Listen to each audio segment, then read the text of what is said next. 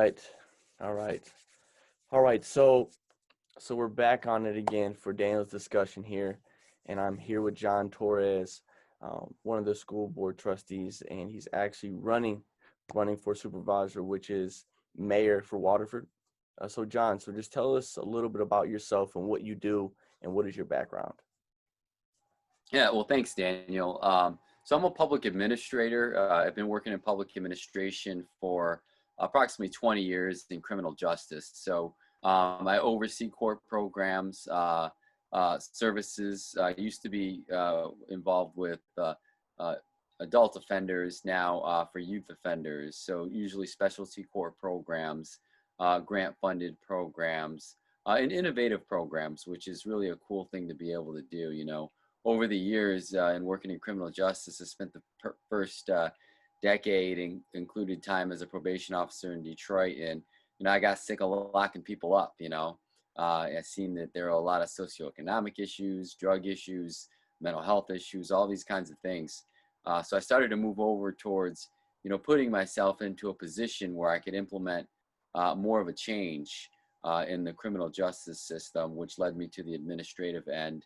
And then overseeing adult offender programs and now youth offender programs. And I particularly like the youth offender programs because, it's this opportunity to catch kids when they're just making mistakes before they get to be adults and end up in the adult system. Because when you're young, there's still time to save you. And as you said, I'm on the school board here in Waterford. I was elected in 2016. I've been raising my family here in Waterford for a little over 20 years now. My oldest daughter's in law school and my youngest daughter's in first grade. Same wife. We've been together for over 20 years now. All right. And but it's been fantastic, living here in Waterford. But what's led me to run for supervisor is the same thing that led me to run for school board was, there should be more innovation, more ideas, expanding upon, more community development at the township level, more collaboration between the school district and the township, and really even thinking more outside the box. And that's where my background comes from, being a public administrator and my educational background too as well. I have a bachelor's degree in political science, a master's degree in public administration, and then postgraduate works in public policy and social research. I've been teaching at Oakland Community College for the past 10 years as an adjunct professor. And also as an adjunct instructor at University of Michigan School of Graduate Studies. So I've had a diversified background in government, and I'm ready to implement more of my ideas at the greater level as being a supervisor, as you said, in the township formation of government, essentially mayor. It's the executive office. Nice.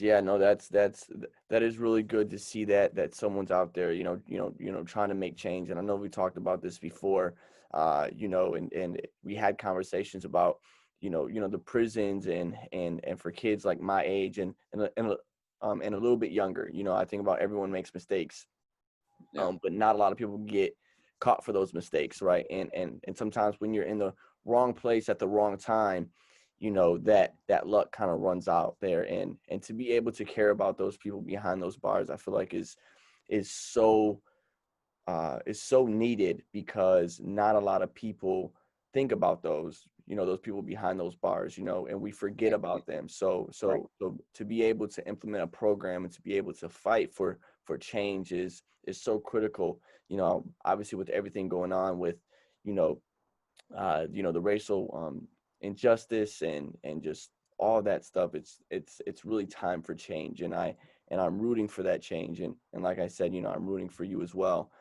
So my first question to you is, what made you get motivated to be able to run for the school board?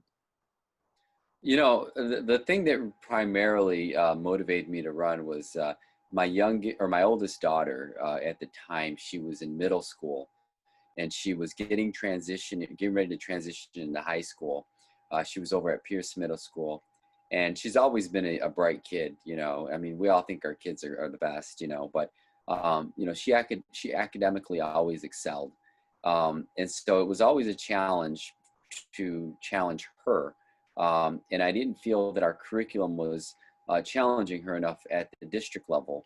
And I've been very involved as a parent, PTO all the way through. And so talking to more parents, there were many of my daughter's friends' parents that were in advanced classes, kids that were in advanced classes that felt the same way.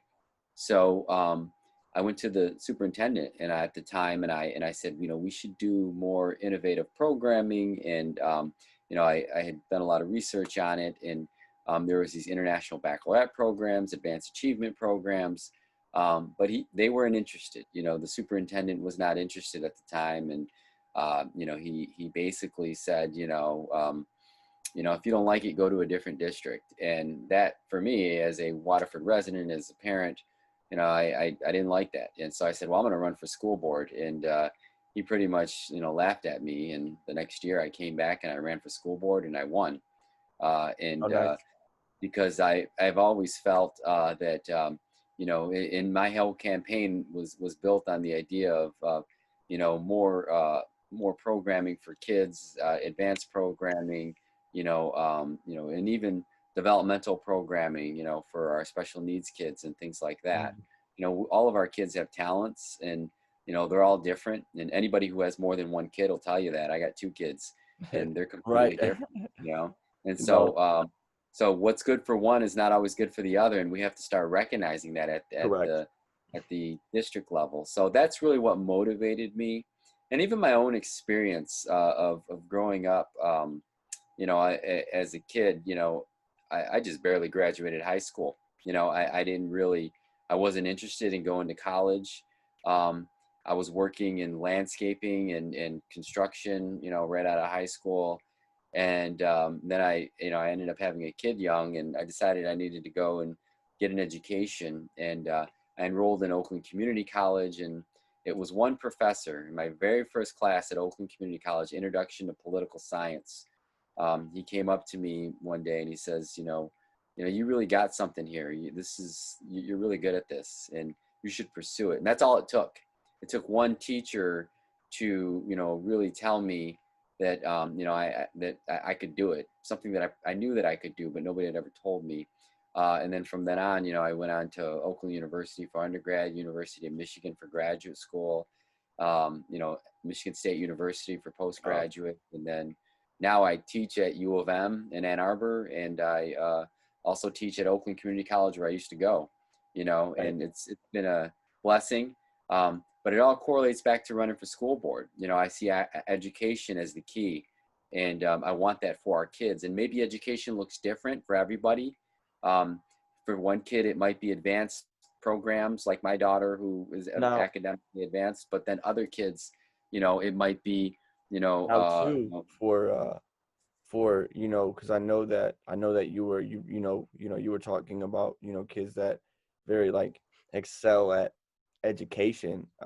Now, like, have you ever thought about as well, like, entrepreneurship programs, for kids, as far as Mhm. implementing them like in schools, just because I think about all the time, with this generation and the way this world is going. I think our generation, our young generation, they've seen a lot of successful entrepreneurs that came out of nowhere, and Mhm.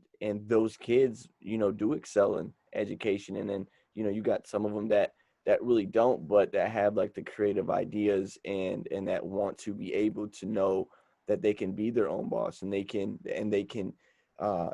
lead. And I think one of the nice things with you is that, like, from our conversations, Mhm. you're very open to listen. You're very open to hear someone out on what they have to offer.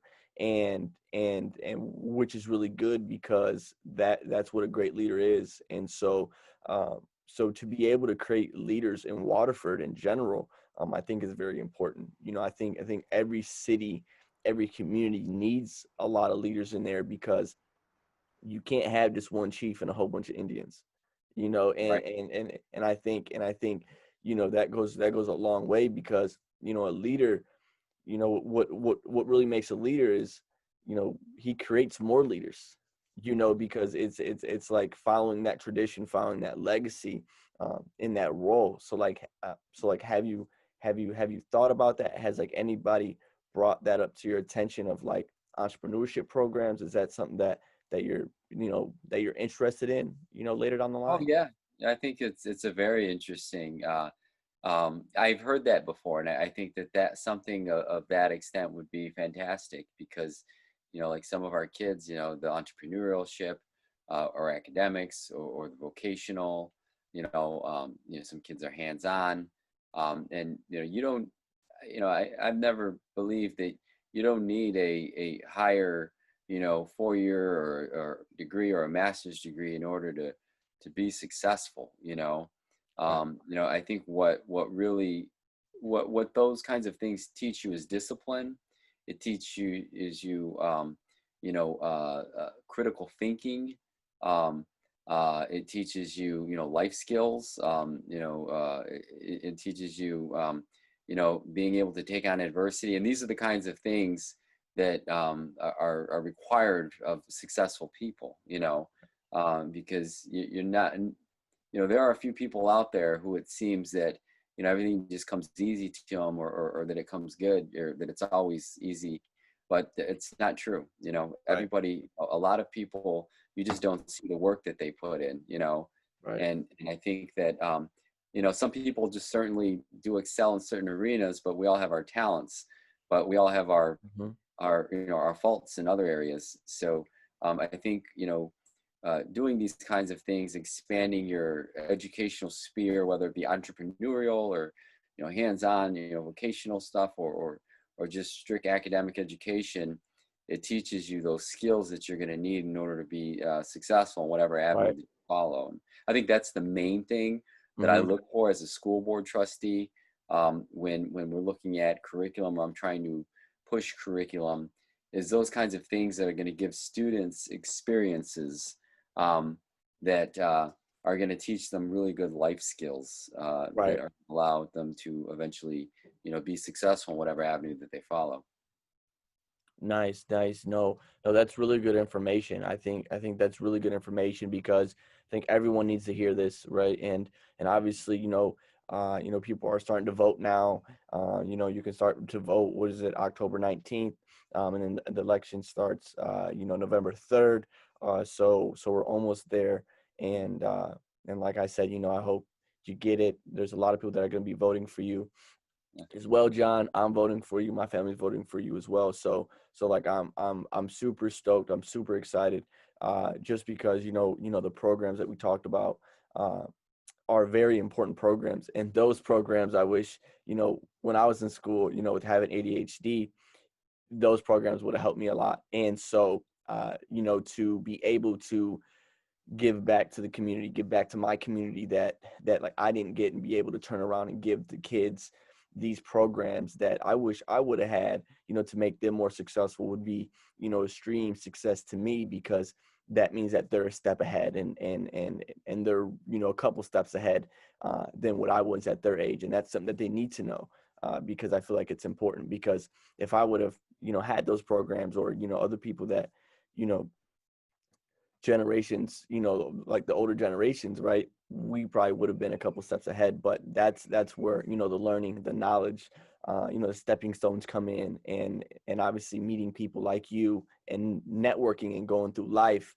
As you go through life, you meet people and Right. so I'm blessed, to have the honor, to have found you on my Facebook and for us to talk and chat, man. That was extremely inspirational, extremely great and very blessing. That's something that I don't take for granted because it's not all the time. You meet people just like you. So which is Well, really that's one of the keys, and I think keep an open mind because, it is good. You should, when you meet people, to, collaborate with them, to learn from them, just as much as you learn from me, I learn from you, you know, and I think that's one of the things is that we have to have open minds to talk to people that are similar to us, that are different from us, that can teach us a few things. If you look at my palette of friends, I have people from different variations of professions, or political views, or what have you, because I think it's important. We are better by by having people around us that challenge us. And one of my mentors would always tell me, always be around people who are better at things that at things that you want to be good at, right? Right. So because if you want to be good at something, and you are surrounding yourself with somebody who's really good at that, they set that bar high, so then your standard goes up, and I think that that's one of the things that you do in life. And just getting back to what we talked about with the school district, being on the school board has been one of the great honors of my life here. But going for supervisor, and one of the unique things that I get this question a lot is like, well, how does a supervisor going to have any control over the school district? The short answer is I won't have control over the school district. But the real answer is that it's all about the relation building and the collaboration and the things that you're able to do in your position. And I tell people, if you want to put yourself into a position of if you want to make change, you got to put yourself into a position of power and influence. And supervisor is that. And being on the school board, I have created relationships with my fellow school board members who will still be there, with our superintendent. So I already have those relationships Important. built. So I will have that opportunity to have influence and have resources as a supervisor to utilize, resources that we have at the township level to integrate more into programs for our kids that not only are connected to education, but they're also about community development, youth development. And these are the kinds of things that make our communities better. So they Right. are inherently connected with each other. And I don't think people always see that when they look at city and township government and then school districts, because they're two different entities. But it's all about that collaboration. And what I've been able to do as a school board trustee is been able to collaborate with different levels of government, bringing resources to Waterford. And it's all about that relationship building, because if you have those relationships and connections, then you can start to build those resources to help the people in your community. And as a supervisor, I'm still serving the same community as I did as a school board trustee, at least as Waterford's concerned, representing all of the Waterford School District. Right. Right. Yeah. Yeah. No, that is wonderful, wonderful information. And building relationships is the key. I think I learned that along my, little lifespan of life. I learned that networking and being in a room for the winners is a key. And that's something that I literally learned myself. I knew once I surrounded myself with people that were doing better than me, I noticed that it brought a spark, because I always had that motivation like we talked. So it brought that spark, and I always use this is that if you're in a room full of people and you're a lot more educated than everybody in the room, well, you're in the wrong room because you're not going to learn anything. But if you're in a room and you're around well-known educated people that are a lot more knowledgeable than you, well, you're in the right room because that's the room that you can grow in. And so that's something that I've just always used in my life. And to go back, for you to run for mayor and supervisor, I think someone in the chair needs someone like you, just because I'm very big on leadership, and that's why I'm interviewing today, because I want people to know who you are and what you stand for.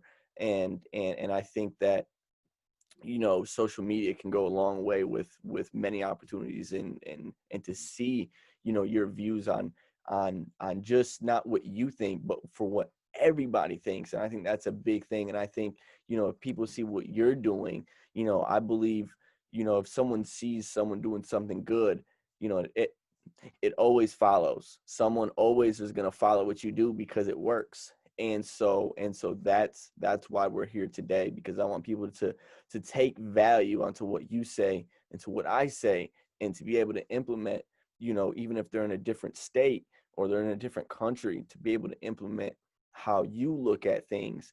And because it works, nothing that you're saying hasn't worked yet, right? So like that's why you're here today. So my next question for you, is what really inspired you? What really put that spark in you, really, to be able to run for supervisor, and take that next step of initiative to do more for the community of Waterford? Well, I think it comes from knowing that there's more that can be done. When you see something not meeting its full potential, it really makes you want to get in and help and Hmm. change, right? And especially if you know that um, that you feel that you have the capability to help, right? Hmm. And I've have lived in Waterford for raised my family here for 23 years, and I've loved living here and raising my family, and but when I look at things, in Waterford, we could do better. We could be better, and that's why I started at the lower level initially. I was on the library board, I was on the Parks and Rec board. I've been on the the local PTO. I was on the youth assistance board. I did all those things before I even ran for Right. school board. Before I Right. even ran for public office, and then I ran for public office in 2014 because I felt like I could add something to the district. And, I felt that I've done, everything that I wanted to do. And that's not always easy because you're one person on a board. And it takes a lot of relationship building and working with others.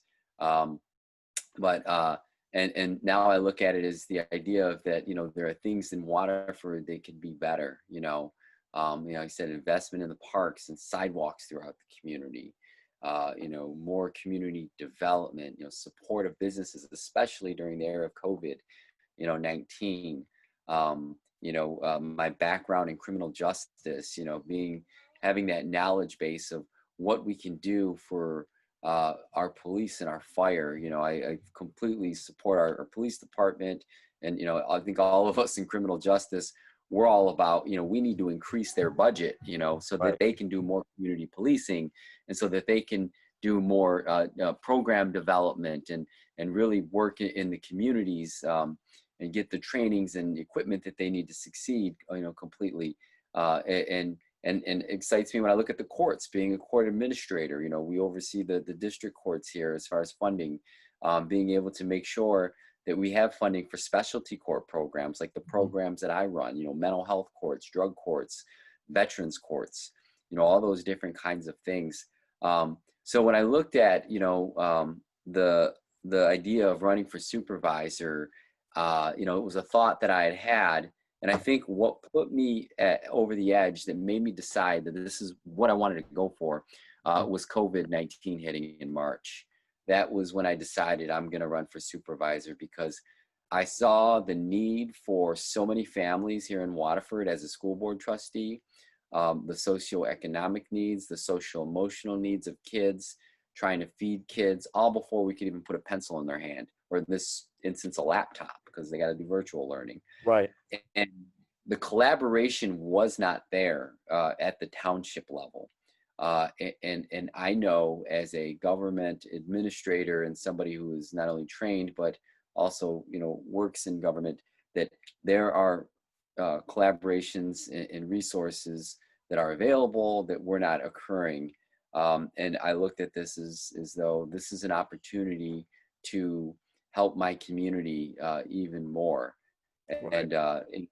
And that's really what made me decide to run, because I said that there's going to be a lot of rebuilding over the next few years from COVID, and I'm qualified and I'm ready to be a supervisor. And not only having that, I'm passionate about it. It's I think passion is important, and that's something that I carry. It's something that I I wake up with, and I have all day long when I think about the opportunity of being supervisor, and even the opportunity of being a school board or the honor of being a school board trustee, because those people who know me know that I'm always on duty as a school board trustee. You text me, you message me about something, you email me, I'm pretty much on it, and we'll try to get you an answer or work to help get you the answer that you need, because I think that's what's important as a public servant and public service, in your Is roles. getting is getting right back to the people that that want your attention or is looking for some type of help. I think that goes a long way too. I feel like that's right then and there with customer service, right? When you text your salesperson or someone that's that you're doing business with or a business partner, you're looking for that quick response. So that's a good business trait to have, because not a lot of people have that. A lot of people, that's that's what their weakness is in, is not getting back to people, even if doesn't necessarily have to be a quick response, but getting back with them within that day, or just letting them know that, hey, listen, I'm busy, I can get back to you tomorrow on that. And so that's a very strong trait. Another strong trait that you have, John. So I think God has blessed you with a lot of gifts, a lot of tools, and just a mindset, from where you were when you were, I'm saying, a teenager to now.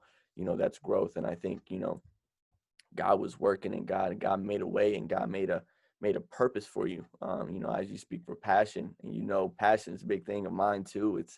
That's what feeds my motivation. I don't go by money. I don't go by that. I go by what my heart says and what God has for me, and what God has for you. And I think that's the best energy motivation to run off of, because that's I'm saying, that's God's energy. So my last question to you is, before we wrap this up, is that what would you tell any young person that is young, that maybe wants to run for mayor one day, or that wants to be in the same positions that you were in?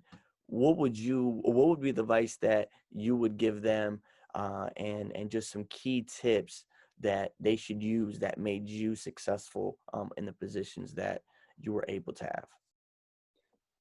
Yeah, I think one big thing is that, find what your passion is, right? I think that's important. You should enjoy what you do. I've been blessed to have a career that I have enjoyed. And I found out, after, getting into my career, that I've been passionate about government and public service. And I found that passion, I think I always had it. And I think I truly found it, when I was young and in college. And that professor came to me and said, I see it, and this is something that you're good at, and you should pursue it. And from then it was like nonstop. So I was passionate about government.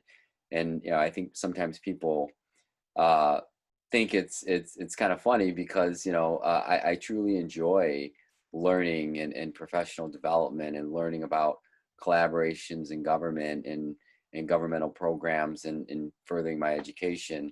Mhm. So me going to undergrad and graduate school and now teaching is really been, something that it's been fun for me, actually.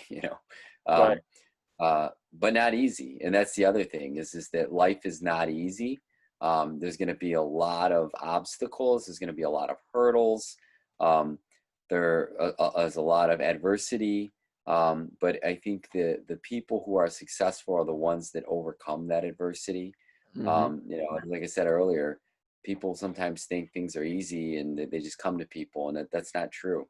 I've had a lot of failure in my life, um, and but I've kept pushing on, and eventually, if you keep pressing on, you will be successful in what you pursue. And I think that that's important.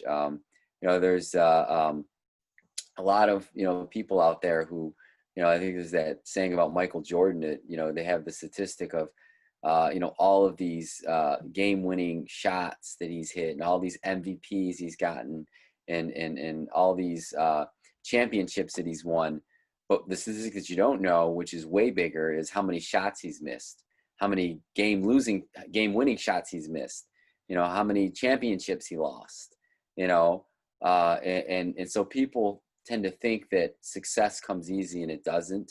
Correct. um, the ones that are One day. successful are the people that pursue past the adversity. And so I would tell people, find out what you're passionate about, and follow that passion, And you'll have a lot of naysayers and tell you that, that, oh, you shouldn't follow that. And Right. stick with what you think is your passion and what you know that you're good at and what you love, and that's part of following your gut. And I think that's kind of where I've been my life, is following what I think is the right thing. And it's worked out for me on that end. But then, when you have that adversity, that you take it on and you try to overcome those obstacles. I think anybody that knows me will tell you that I'm a fighter. I don't give up. I always push, and I push and I push. Right. And even when I lose, I come back and I give it another whirl. So I think that's important, that young people understand that you have to work hard for things, Right. um, and it's not always going to be easy. And um, that's the so key. yeah, and learn from That's people. right. The Exactly. the And other that thing is, there are so many people that you can learn from, and so many different ways that you can learn, and surround yourself with people that are different. mhm. I think when people often say that, you know, oh, this person's just like me, but that's not always a good thing. You want people that are different from you. And anybody who's married will tell you, who's been married a long time, will tell you that usually their spouse is completely different from them. Mhm. And it works, opposites attract, and, Right. No, my wife that's and I, no, we're that's two completely different people. But that's a good thing, because it's the same thing with relationship building with people and friends and colleagues, and that you want to surround yourself around people that are different from you, because they're going to make you better and show you your flaws. So those are important things. So like I said, it's follow your passion, be ready to take on adversity, be willing to listen and learn, and surround yourself around people that are different from you, and surround yourself with people that are better at things that you want to be good at. right. That's an important task too. No, no, yeah. So that's right on point. I mean, I think you couldn't answer that question any better than what you did, and that's the key. For anybody that's watching this, teachers, students, entrepreneurs, anybody that's watching this, you know, that teacher that he had gave him the courage to live out his dream and took the time out to see his potential. And I think that's what a true leader is, especially if you're a teacher, is to seek out your students, see what they're good at, see what they're not good at, and try to reflect and try to see what potential they have in whatever career that they're learning about or what they want to do. And especially for young adults and for entrepreneurs, have that passion, have that strength, never give up. Because for me, is it's kind of the same story with him. I had ADHD and I failed too. A lot of times I failed a lot of my life at a young age, and I was able to do $1 million in sales. I was able to make six figures at 23 years old. I'm a motivational speaker. I'm a life coach. I'm doing very well for myself at a young age. Am I where I want to be right now? No, but I'm a lot further than what I thought I was going to be at, 18, 19 years old. So no, John. So I just want to say thank you so much, for coming on here, because I know you're a busy guy with this election and all the things you're doing right now. I just want to say thank you again for taking the time out to come on this show and to talk to me and to talk to everybody that's going to be watching this, and to be able to give them tips and tricks and to give them that value advice to pursue in their daily lives. So I just want to say thank you so much. You've been nothing but value since you came into my life. So I want to say thank you for that, and for giving me the opportunity to work with you and just to learn from you. So I really do appreciate it. Yeah, remind everybody to get out and vote November 3rd. If you're living in Waterford, hey, vote for me, for Vote. Waterford supervisor. Gotta vote. But Gotta go vote. make sure you vote. Yeah, and absentee ballots, you can vote now. You can, in Michigan, there's no reason absentee. You can go and you can pull an absentee ballot. You can drop it off at the drop box. And if you want to know more about me, you can check out my website. It's johnpaultorres.com. Or you can check me out on Facebook, Instagram, and we're on Twitter as well. So you can Let's check me out. go. Go Facebook's vote. probably the place I'm most active, but vote November 3rd. Go vote. All right, Okay. John. I'll All right. see you later. I'll talk to you later as well. Thanks, Daniel. See ya.